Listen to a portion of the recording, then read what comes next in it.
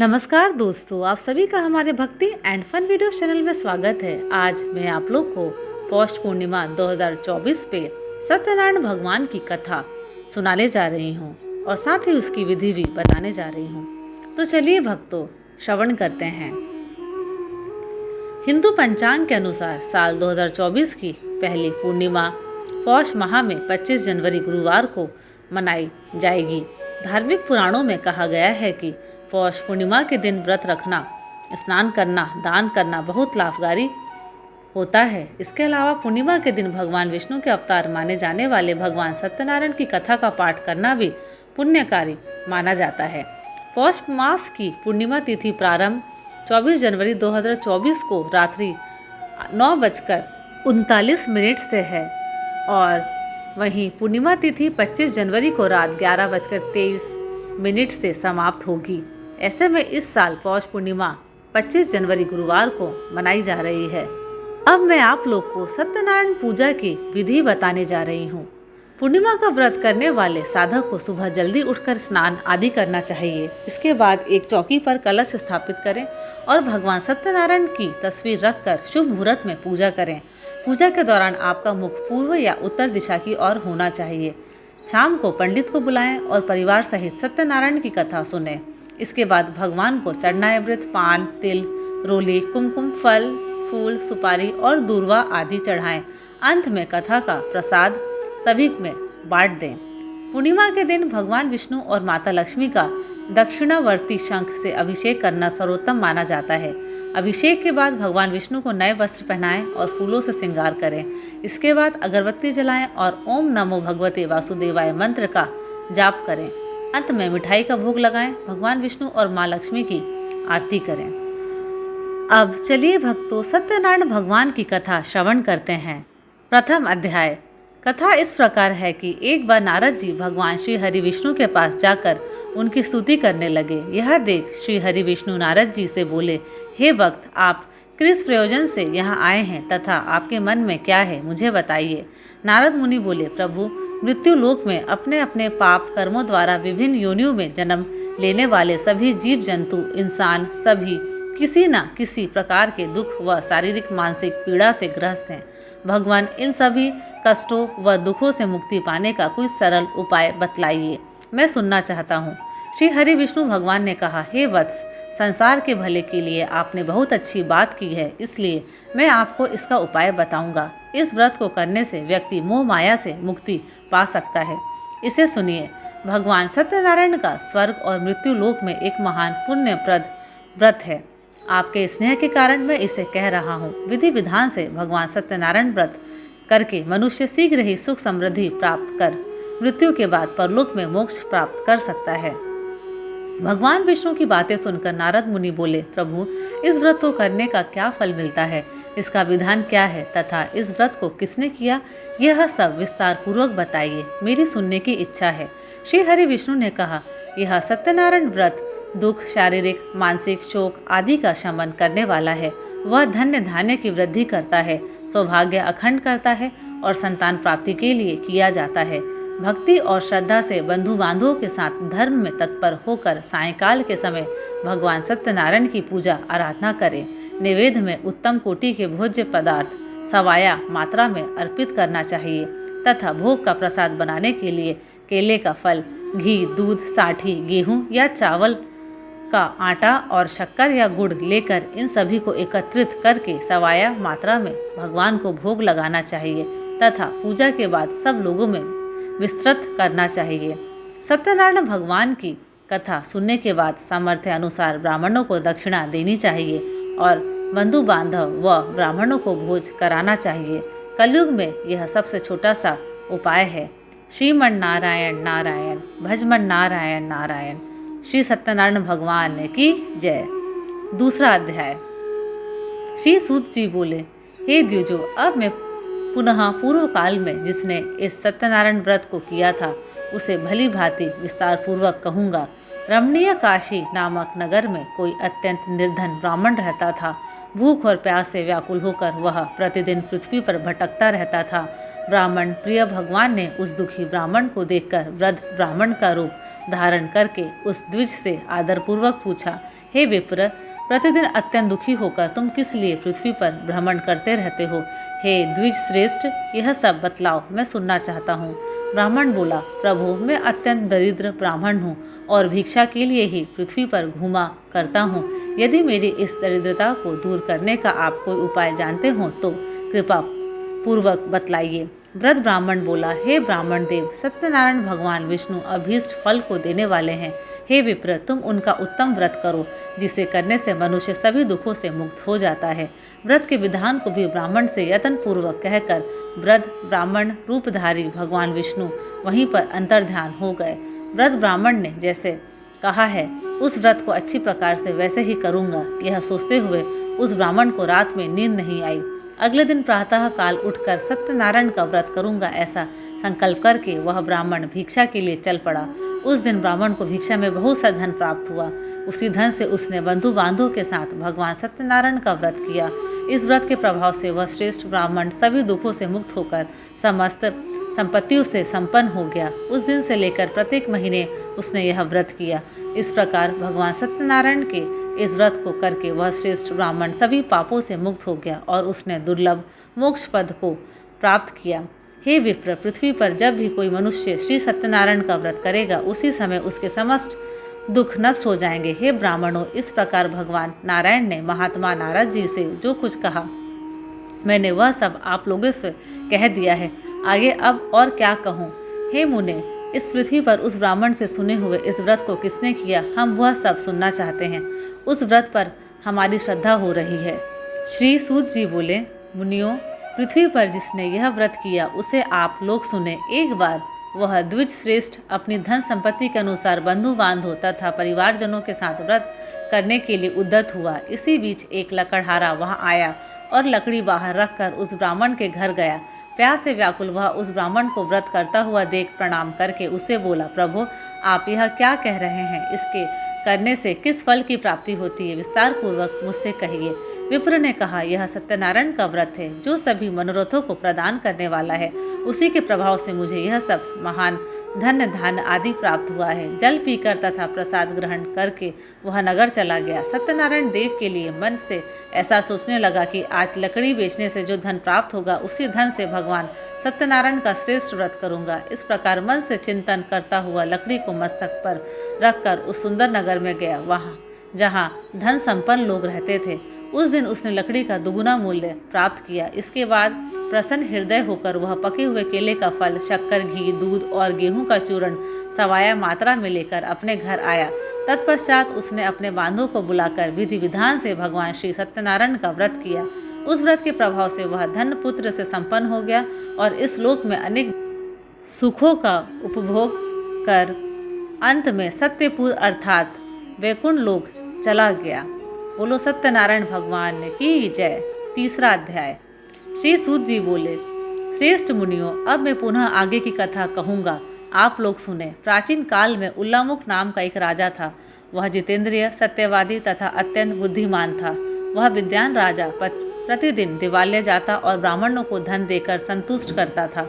कमल के समान मुख वाली उसकी धर्मपत्नी शीला विनय एवं सौंदर्य आदि गुणों से संपन्न तथा पतिपरायण थी। राजा एक दिन अपनी धर्मपत्नी के साथ भद्रशिला नदी के तट पर श्री सत्यनारायण का व्रत कर रहा था। उसी समय व्यापार के लिए अनेक प्रकार की पुष्कल धनराशि से संपन्न एक साधु का नाम बनिया वहां आया। भद्रशिला नदी के तट पर नाव को स्थापित कर वह राजा के समीप गया और राजा को उस व्रत में दीक्षित देखकर विनय पूर्वक पूछने लगा। साधु ने कहा, राजन, आप भक्ति युक्त चित्त से यह क्या कर रहे हैं? कृपया वह सब बताइए, इस समय मैं सुनना चाहता हूँ। राजा बोले, हे साधु, पुत्र आदि की प्राप्ति की कामना से अपने बंधु बांधवों के साथ मैं अतुल तेज संपन्न भगवान विष्णु का व्रत एवं पूजन कर रहा हूँ। राजा की बात सुनकर साधु ने आदरपूर्वक कहा, राजन, इस विषय में आप मुझे सब कुछ विस्तार से बतलाइए। आपके कथानुसार मैं व्रत एवं पूजन करूँगा। मुझे भी संतान नहीं है, इससे अवश्य ही संतान प्राप्त होगी। ऐसा विचार कर वह व्यापार से निवृत्त हो आनंद पूर्वक अपने घर आया।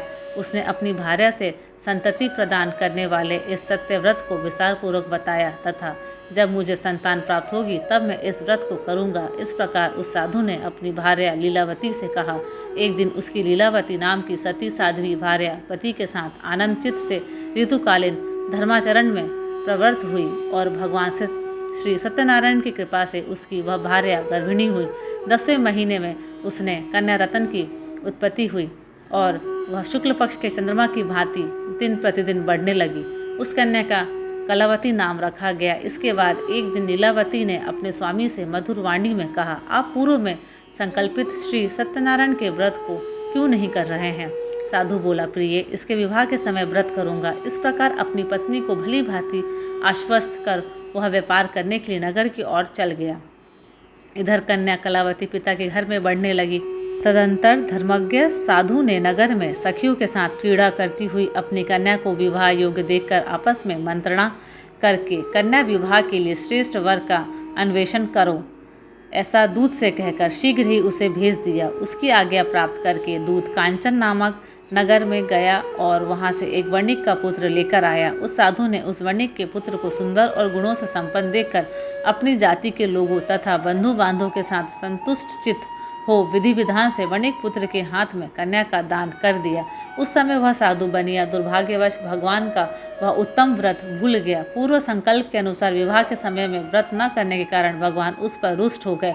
कुछ समय के पश्चात अपने व्यापार कर्म में कुशल हुआ साधु बनिया काल की प्रेरणा से अपने दामाद के साथ व्यापार करने के लिए समुद्र के समीप स्थित रत्न सारपुर नामक सुंदर नगर में गया और अपने श्री संपन्न दामाद के साथ वहां व्यापार करने लगा। उसके बाद वे दोनों राजा चंद्रकेतु के रमणीय नगर में गए। उसी समय भगवान श्री सत्यनारायण ने उसे भ्रष्ट प्रतीक देखकर इससे दारुण कठिन और महान दुख प्राप्त होगा यह शाप दे दिया। एक दिन एक चोर राजा चंद्रकेतु के धन को चुरा कर वहीं आया जहां दोनों वणिक स्थित थे। वह अपने पीछे दौड़ते हुए दूतों को देखकर भयभीत चित्त से धन वहीं छोड़कर शीघ्र ही छिप गया। इसके बाद राजा के दूत वहां आ गए जहां वह साधु वणिक था। वहां राजा के धन को देखकर वे दूत उन लोगों वणिक पुत्रों को बांध कर ले आए और हर्षपूर्वक दौड़ते हुए राजा से बोले, प्रभु, हम 2 चोर पकड़ लाए हैं, इन्हें देखकर आप आज्ञा दें। राजा की आज्ञा से दोनों शीघ्र ही दृढ़तापूर्वक बांधकर बिना विचार किए महान कारागार में डाल दिए गए। भगवान सत्यदेव की माया से किसी ने उन दोनों की बात नहीं सुनी और राजा चंद्रकेतु ने उन दोनों का धन भी ले लिया। भगवान के श्राप से वणिक के घर में उसकी भार्या भी अत्यंत दुखित हो गई और उनके घर में सारा का सारा जो धन था वह चोर ने चुरा लिया। लीलावती शारीरिक तथा मानसिक पीड़ाओं से मुक्त, भूख और प्यास से दुखी हो अन्न की चिंता से दर दर भटकने लगी। कलावती कन्या भी भोजन के लिए इधर उधर प्रतिदिन घूमने लगी। एक दिन भूख से पीड़ित कलावती एक ब्राह्मण के घर गई। वहां जाकर उसने श्री सत्यनारायण के व्रत पूजन को देखा। वहां बैठकर उसने कथा सुनी और वरदान मांगा। उसके बाद प्रसाद ग्रहण करके वह कुछ रात होने पर घर गई। माता ने कलावती कन्या से प्रेम पूर्वक पूछा, पुत्री, रात में तू कहाँ रुक गई थी? तुम्हारे मन में क्या है? कलावती कन्या ने तुरंत माता से कहा, माँ, मैंने एक ब्राह्मण के घर में मनोरथ प्रदान करने वाला व्रत देखा है। कन्या की इस बात को सुनकर वह वणिक की भार्या व्रत करने को उद्यत हुई और प्रसन्न मन से उस साध्वी ने बंधु बांधवों के साथ भगवान श्री सत्यनारायण का व्रत किया तथा इस प्रकार प्रार्थना की, भगवान, आप हमारे पति एवं जामाता के अपराध को क्षमा करें, वे दोनों अपने घर शीघ्र आ जाएं। इस व्रत से भगवान सत्यनारायण पुनः संतुष्ट हो गए तथा उन्होंने नृप श्रेष्ठ चंद्रकेतु को स्वप्न दिखाया और स्वप्न में कहा, नृप श्रेष्ठ, प्रातःकाल दोनों वणिकों को छोड़ दो और वह सारा धन भी दे दो जो तुमने उनसे इस समय ले लिया है, अन्यथा राज्य, धन एवं पुत्र सहित तुम्हारा सर्वनाश कर दूंगा। राजा से स्वप्न में ऐसा कहकर भगवान सत्यनारायण अंतर्ध्यान हो गए। इसके बाद प्रातः काल राजा ने अपने सभासदों के साथ सभा में बैठकर अपना स्वप्न लोगों को बताया और कहा, दोनों बंदी वणिक पुत्रों को शीघ्र ही मुक्त कर दो। राजा की ऐसी बात सुनकर वे राजपुरुष दोनों महाजनों को बंधन मुक्त करके राजा के सामने लाकर विनय पूर्वक बोले, महाराज, बेड़ी बंधन से मुक्त करके दोनों वणिक पुत्र लाए गए हैं। इसके बाद दोनों महाराज नृप श्रेष्ठ चंद्रकेतु को प्रणाम करके अपने पूर्व वृत्तांत का स्मरण करते हुए भय विहीन हो गए और कुछ बोल न सके। राजा ने वणिक पुत्रों को देखकर आदरपूर्वक कहा, आप लोगों को प्रारब्धवश यह महान दुख प्राप्त हुआ है। इस समय अब कोई भय नहीं है। राजा ने वस्त्र अलंकार देकर उन दोनों वणिकपुत्रों को संतुष्ट किया तथा सामने बुलाकर वाणी द्वारा अत्यधिक आनंदित किया। पहले जो धन लिया था उसे दोगुना करके दिया। उसके बाद राजा ने पुनः उनसे कहा, साधो अब आप अपने घर को जाओ। राजा को प्रणाम करके आपकी कृपा से हम जा रहे हैं। ऐसा कहकर उन दोनों महावेश्यों ने अपने घर की ओर प्रस्थान किया। बोलो श्री सत्यनारायण भगवान की जय। चौथा अध्याय। श्री सूत जी बोले, साधु बनिया मंगलाचरण कर और ब्राह्मणों को धन देकर अपने नगर के लिए चल पड़ा। साधु के कुछ दूर जाने पर भगवान सत्यनारायण की उसकी सत्यता की परीक्षा के विषय में जिज्ञासा हुई। साधो तुम्हारी नाव में क्या भरा है? तब धन के मद में चूर दोनों महाजनों ने अवहेलनापूर्वक हंसते हुए कहा, दंडी सन्यासी क्यों पूछ रहे हो? क्या कुछ मुद्रा लेने की इच्छा है? हमारी नाव में तो लता और पत्ते आदि भरे हैं। ऐसी निष्ठुर वाणी सुनकर बोले, तुम्हारी बात सच हो जाए। ऐसा कहकर दंडी सन्यासी को रूप धारण किए हुए भगवान कुछ दूर जाकर समुद्र के समीप बैठ गए। दंडी के चले जाने पर नित्य क्रिया करने के पश्चात उतराई हुई अर्थात जल में ऊपर की ओर उठी हुई नौका को देखकर साधु अत्यंत आश्चर्य में पड़ गया और नाव में लता और पत्ते आदि देकर मूर्छित हो पृथ्वी पर गिर पड़ा। सचेत होने पर वणिक पुत्र चिंतित हो गया। तब उसके दामाद ने इस प्रकार कहा, आप शोक क्यों करते हैं? दंडी ने श्राप दे दिया है। इस स्थिति में वे ही चाहे तो सब कुछ कर सकते हैं, इसमें संशय नहीं है। अतः उन्हीं की शरण में हम चले, वही मन की इच्छा पूर्ण होगी। दामाद की बात सुनकर वह साधु बनिया उनके पास गया और वहां दंडी को देखकर उसने भक्तिपूर्वक उन्हें प्रणाम किया तथा आदरपूर्वक कहने लगा, आपके सम्मुख मैंने जो कुछ कहा है, असत्य भाषण रूप अपराध किया है, आप मेरे उस अपराध को क्षमा करें। ऐसा कहकर बारंबार प्रणाम करके वह महान शोक से व्याकुल हो गया। दंडी ने उसे रोता हुआ देखकर कहा, हे मूर्ख, रो मत, मेरी बात सुनो। मेरी पूजा से उदासीन होने के कारण तथा मेरी आज्ञा से ही तुमने बारंबार दुख प्राप्त किया है। भगवान की ऐसी वाणी सुनकर वह उनकी स्तुति करने लगा। साधु ने कहा, हे प्रभु, यह आश्चर्य की बात है कि आपकी माया से मोहित होने के कारण ब्रह्मा आदि देवता भी आपके गुणों और रूपों को यथावत रूप से नहीं जान पाते। फिर मैं मूर्ख आपकी माया से मोहित होने के कारण कैसे जान सकता हूँ? आप प्रसन्न हो, मैं अपनी धन संपत्ति के अनुसार आपकी पूजा करूँगा। मैं आपकी शरण में आया हूँ। मेरा जो नौका में स्थित पुराना धन था उसकी तथा मेरी रक्षा करें। उस बनिया की भक्ति युक्त वाणी सुनकर भगवान जनार्दन संतुष्ट हो गए। भगवान हरि उसे अभीष्ट वर प्रदान करके वही अंतर्ध्यान हो गए। उसके बाद वह साधु अपनी नौका में चढ़ा और उसे धन्य धान से परिपूर्ण देकर भगवान सत्यदेव की कृपा से हमारा मनोरथ सफल हो गया। ऐसा कहकर 100 जनों के साथ उसने भगवान की विधिवत पूजा की। भगवान श्री सत्यनारायण की कृपा से वह आनंद से परिपूर्ण हो गया और नाव को प्रयत्नपूर्वक संभालकर उसने अपने देश के लिए प्रस्थान किया। साधु बनिया ने अपने दामाद से कहा, वह देखो, मेरी रतनपुरी नगरी दिखाई दे रही है। इसके बाद उसने अपने धन के रक्षक दूत को अपने आगमन का समाचार देने के लिए अपनी नगरी में भेजा। उसके बाद उस दूत ने नगर में जाकर साधु की भार्या को देख हाथ जोड़कर प्रणाम किया तथा उसके लिए अभीष्ट बात कही। सेठ जी अपने दामाद तथा बंधु वर्गों के साथ बहुत सारे धन्य धान से संपन्न होकर नगर के निकट पधार गए हैं। दूत के मुख से यह बात सुनकर वह अति आनंदित हुई और उस साध्वी ने श्री सत्यनारायण की पूजा करके अपनी पुत्री से कहा, मैं साधु के दर्शन के लिए जा रही हूँ, तुम शीघ्र आओ। माता का ऐसा वचन सुनकर व्रत को समाप्त करके प्रसाद का परित्याग कर वह कलावती भी अपने पति का दर्शन करने के लिए चल पड़ी। इससे भगवान सत्यनारायण रुष्ट हो गए और उन्होंने उसके पति को तथा नौका को धन के साथ हरण करके जल में डुबो दिया। इसके बाद कलावती कन्या अपने पति को न देख महान शोक से रुदन करती हुई पृथ्वी पर गिर पड़ी। नाव का आदर्शन तथा कन्या को अत्यंत दुखी देख भयभीत मन से साधु बनिया ने सोचा, यह क्या आश्चर्य हो गया। नाव का संचालन करने वाले भी सभी चिंतित हो गए। तदंतर वह लीलावती भी कन्या को देखकर विहल हो गई और अत्यंत दुख से विलाप करती हुई अपने पति से इस प्रकार बोली, अभी अभी नौका के साथ वह कैसे अलक्षित हो गया। न जाने किस देवता की उपेक्षा से वह नौका हरण कर ली गई अथवा श्री सत्यनारायण का महात्म्य कौन जान सकता है।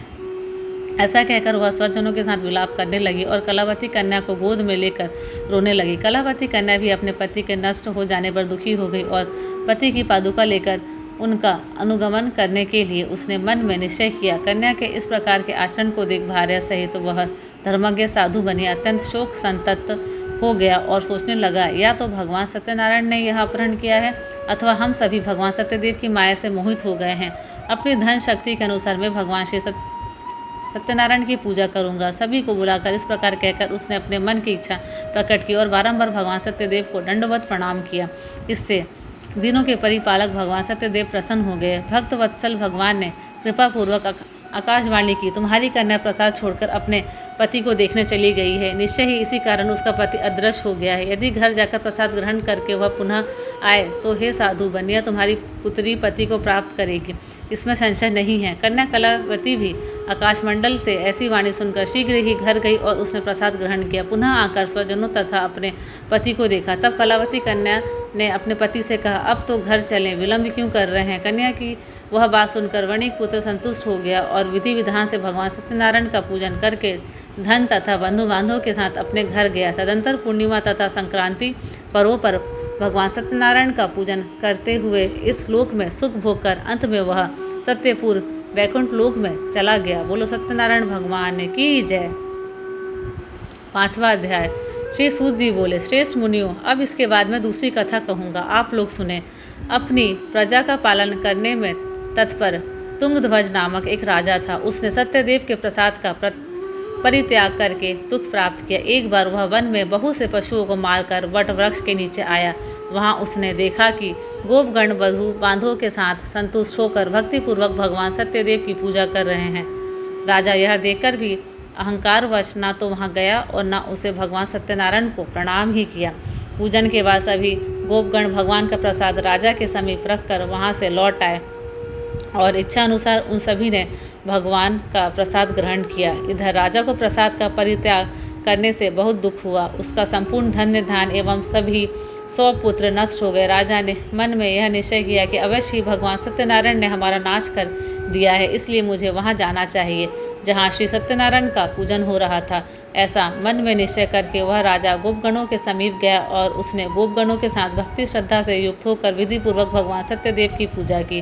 भगवान सत्यदेव की कृपा से वह पुनः धन और पुत्रों से संपन्न हो गया तथा इस लोक में सभी सुखों का उपभोग कर अंत में सत्यपुर वैकुंठ लोक को प्राप्त हुआ।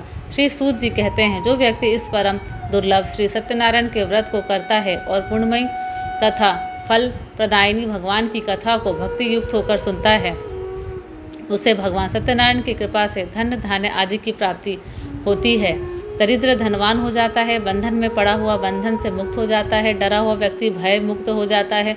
यह सत्य बात है, इसमें संशय नहीं है। इस लोक में वह सभी इप्सित फलों का भोग प्राप्त करके अंत में सत्यपुर वैकुंठ लोक को जाता है। हे ब्राह्मणों, इस प्रकार मैंने आप लोगों से भगवान सत्यनारायण के व्रत को कहा, जिसे करके मनुष्य सभी दुखों से मुक्त हो जाता है। कलयुग में तो भगवान सत्यदेव की पूजा विशेष फल प्रदान करने वाली है। भगवान विष्णु को ही कुछ लोग काल, कुछ लोग सत्य, कुछ लोग ईश और कोई सत्यदेव तथा दूसरे लोग सत्यनारायण नाम से कहेंगे। अनेक रूप धारण करके भगवान सत्यनारायण सभी का मनोरथ सिद्ध करते हैं। कलयुग में सनातन भगवान विष्णु ही सत्यव्रत रूप धारण करके सभी का मनोरथ पूर्ण करने वाले होंगे।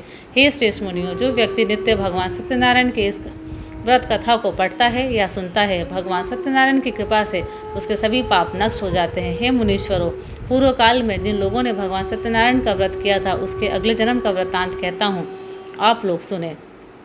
महान प्रज्ञा संपन्न शतानंद नाम के ब्राह्मण सत्यनारायण व्रत करने के प्रभाव से दूसरे जन्म में सुदामा नामक ब्राह्मण हुए और उस जन्म में भगवान श्री कृष्ण का ध्यान करके उन्होंने मोक्ष प्राप्त किया। लकड़हारा भील गुहों का राजा हुआ और अगले जन्म में उसने भगवान श्री राम की सेवा करके मोक्ष प्राप्त किया। महाराज उल्लामुख दूसरे जन्म में राजा दशरथ हुए, जिन्होंने श्री रंगनाथ जी की पूजा करके अंत में वैकुंठ प्राप्त किया। इसी प्रकार धार्मिक और सत्यव्रती साधु पिछले जन्म के सत्यव्रत के प्रभाव से दूसरे जन्म में मोरध्वज नामक राजा हुआ। उसने आरे से चीरकर अपने पुत्र की आधी देह भगवान विष्णु को अर्पित कर मोक्ष प्राप्त किया। महाराजा तुंगध्वज जन्मांतर में स्वायभू मनु हुए और भक्तवत संबंधी संपूर्ण कार्यों का अनुष्ठान करके वैकुंठ लोक को प्राप्त हुए। जो गोपगण थे वे सब जन्मांतर में ब्रज मंडल में निवास करने वाले गोप हुए और सभी राक्षसों का संहार करके उन्होंने भी भगवान का शाश्वत धाम गोलोक प्राप्त किया। बोलो सत्यनारायण भगवान की जय। अब चलिए भक्तों, सत्यनारायण भगवान की आरती श्रवण करते हैं। ओम जय लक्ष्मी रमणा, स्वामी जय लक्ष्मी रमणा, सत्यनारायण स्वामी, सत्यनारायण स्वामी जनपातक हरणा। ओम जय लक्ष्मी रमणा, रत्न जड़ित सिंहासन अद्भुत छवि राजे। नारद करत निराजन, नारद करत निराजन घंटा ध्वनि बाजे। ओम जय लक्ष्मी रमणा, प्रकट भये कलि कारण द्विज को दरस दियो। स्वामी द्विज को दरस दियो, बूढ़े ब्राह्मण बन कर, बूढ़े ब्राह्मण बन कर कंचन महल कियो। ओम जय लक्ष्मी रमणा, दुर्बल भील कठारो जिन पर कृपा करी। स्वामी जिन पर कृपा करी, चंद्रचूड़ एक राजा, चंद्रचूड़ एक राजा जिनकी विपत्ति हरी। ओम जय लक्ष्मी रमणा, वैश्य मनोरथ पायो श्रद्धा तज दीन्ही। स्वामी श्रद्धा तज दीन्ही, सो फल भोग्य प्रभु जी, सो फल भोग्य प्रभु जी फिर स्तुति कीन्ही। ओम जय लक्ष्मी रमणा, भाव भक्ति के कारण क्षिण क्षिण रूप धर्यो। स्वामी क्षिण क्षिण रूप धर्यो, श्रद्धा धारण कीनी, श्रद्धा धारण कीनी तिनको काज सर्यो। ओम जय लक्ष्मी रमणा, ग्वाल बाल संग राजा वन में भक्ति करी। स्वामी वन में भक्ति करी, मन वांछित फल दीन्हो, मन वांछित फल दीन्हो दीन दयालु हरि।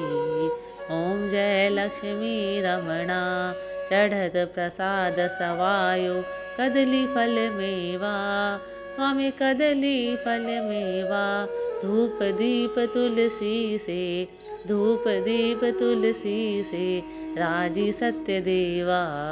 ओम जय लक्ष्मी रमणा, श्री सत्यनारायण जी की आरती जो कोई नर गावे। स्वामी जो कोई नर गावे, तन मन सुख संपत्ति, तन मन सुख संपत्ति, सुख संपत्ति पावे। ओम जय लक्ष्मी रमणा, ओम जय लक्ष्मी रमणा, स्वामी जय लक्ष्मी रमणा। सत्यनारायण स्वामी, सत्यनारायण स्वामी जनपातक हरणा। ओम जय लक्ष्मी रमणा। बोलो सत्यनारायण भगवान की जय, लक्ष्मी नारायण भगवान की जय। कथा के बाद विष्णु जी की आरती ज़रूर करें। तो चलिए आरती श्रवण करते हैं।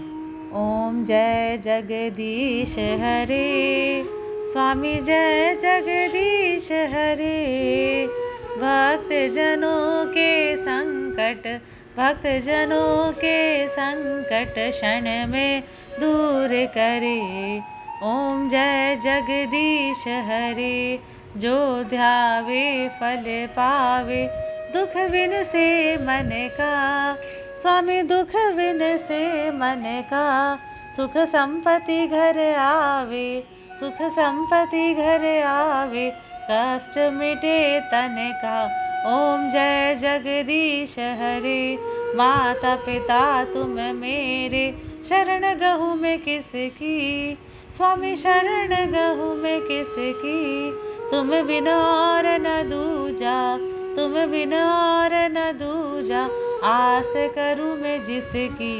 ओम जय जगदीश हरे, तुम पूर्ण परमात्मा, तुम अंतर्यामी।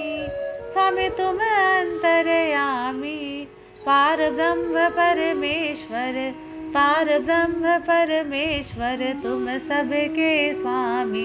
ओम जय जगदीश हरे, तुम करुणा के सागर, तुम पालन करता। स्वामी तुम पालन करता, मैं मूर्ख खल कामी, मैं मूर्ख खल कामी, कृपा करो भरता। ओम जय जगदीश हरे, तुम हो एक अगोचर, सबके प्राणपति, स्वामी सबके प्राणपति। किस विधि मिलूं दया में, किस विधि मिलूं दया में, तुमको मैं कुमति। ओम जय जगदीश हरे, दीन बंधु दुख हरता, तुम ठाकुर मेरे, स्वामी तुम ठाकुर मेरे। अपने हाथ उठाओ, अपने हाथ उठाओ, द्वार पड़ा मैं तेरे। ओम जय जगदीश हरे, विषय विकार मिटाओ, पाप हरो देवा, स्वामी पाप हरो देवा। श्रद्धा भक्ति बढ़ाओ, श्रद्धा भक्ति बढ़ाओ, संतन की सेवा। ओम जय जगदीश हरे, तन मन धन और संपत्ति सब कुछ है तेरा, स्वामी सब कुछ है तेरा। तेरा तुझको अर्पण, तेरा तुझको अर्पण, क्या लागे मेरा। ओम जय जगदीश हरे, जगदीश्वर जी की आरती जो कोई नर गावे, स्वामी जो कोई नर गावे। कहत शिवानंद स्वामी, कहत शिवानंद स्वामी, सुख संपत्ति पावे। ओम जय जगदीश हरे, ओम जय जगदीश हरे, स्वामी जय जगदीश हरे। भक्त जनों के संकट, भक्त जनों के संकट क्षण में दूर करे। ओम जय जगदीश हरे। बोलो विष्णु भगवान की जय, समस्त देवी देवताओं की जय हो। हर हर महादेव। धन्यवाद। आशा करती हूँ कि आपको मेरे वीडियोस पसंद आते हैं। अगर आपको मेरे वीडियोस पसंद आते हैं तो प्लीज़ लाइक शेयर और सब्सक्राइब ज़रूर करें। लक्ष्मी नारायण की जय।